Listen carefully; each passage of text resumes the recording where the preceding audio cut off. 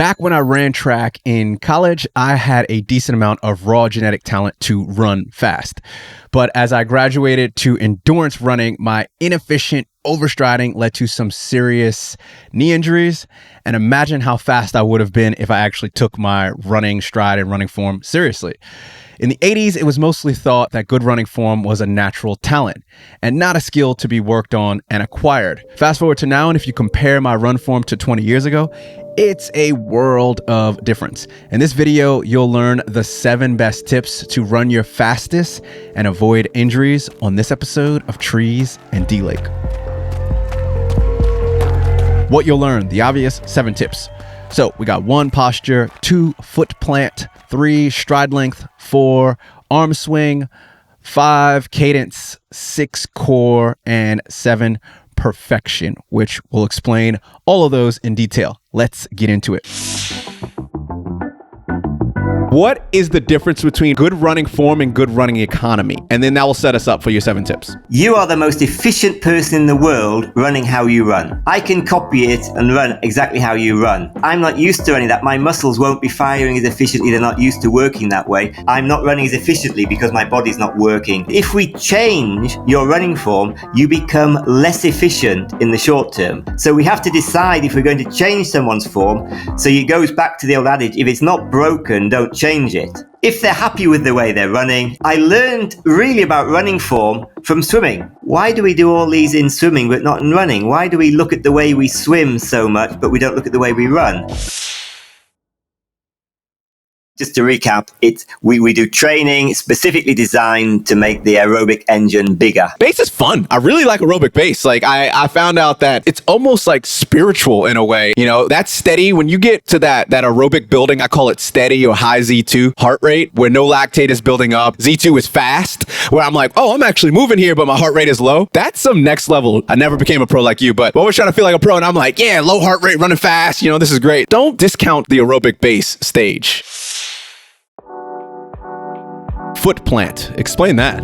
You take your shoes and socks off and run. I'll guarantee you will land forefoot, because if you land on the heel, the shock is so much it just vibrates right through your body, it hurts. So the body knows it's going to hurt, stops it doing it. How your foot lands on the ground is secondary to that. So long as your foot is coming down behind the knee when you land, less damage and less stress on the body. So it's a very inefficient way to run, so that they're constantly accelerating, they're not having this braking force. So yes, you do see people landing on the heels, and I'm not going to say that heel striking is specifically bad. I now think my view is that flat foot running is possibly the most efficient way of running for longer distances. That's up for argument. But I now say land with your foot behind the knee.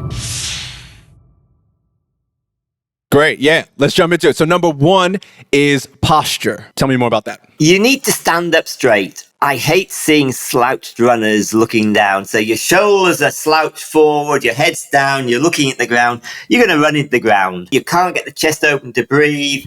A hook on your head, and it's not hanging you so much, but it's pulling you upright. So you're just standing up straight and tall. Shoulders back a little bit. Head looking straight ahead. I mean, I naturally just, when I talk, I actually start doing these things myself when I'm talking. But before you run, you should stand and get your posture correct. Gradually just lean forward a little bit till gravity takes over, and boom, you're running. And that's it. Nothing more technical than that is a good way to start. Get the posture right before you run. Once you start running and you're slouched and bending down, you're already off to a bad foot. A lot of people don't believe in the arms. You know, they're like, my arms won't help me go fast. I need the big legs. Go out for a run, move your arms really slowly, and try and move your legs really quickly. You can't do it. If you do a short, fast arm swing, it'll help you to get a short, fast cadence. So if someone wants to pick the cadence up, if you want a longer stride, do a longer arm swing. The arms are super important for balancing the legs. It's a shorter, easier movement. That's much easier. You see a lot of Kenyans running like this. And the other thing with the arms I'd say that's important is try not to cross the center line. You do see some elites crossing the center line. If you cross that, so your right arm comes across to your left shoulder, so instead of running in a straight line, you're running from side to side, becoming more efficient. When you swing the arms, try not to cross the center line as you're running. This helps you keep your legs going in a straight angle. Cadence. We spoke on that a bit with the stride length, more in depth on the cadence. There's something called elastic recoil, and it's the natural spring in the legs and the muscles.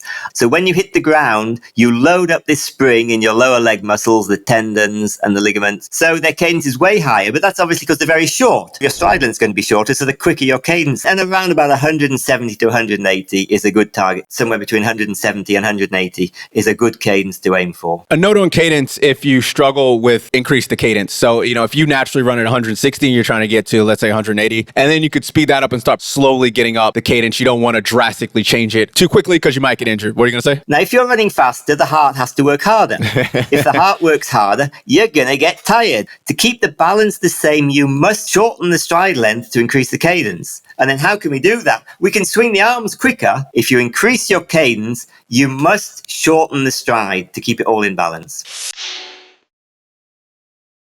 I'll let you sum it up in your own words of perfection and champions. We're all not going to become world champions. You can still be a little bit better than you are now. If you're happy with the way you run and what you're doing and don't want to change anything, well, don't change because you're happy. Aiming for perfection. We might not get there, but if you aim for 100%, you might hit 80%.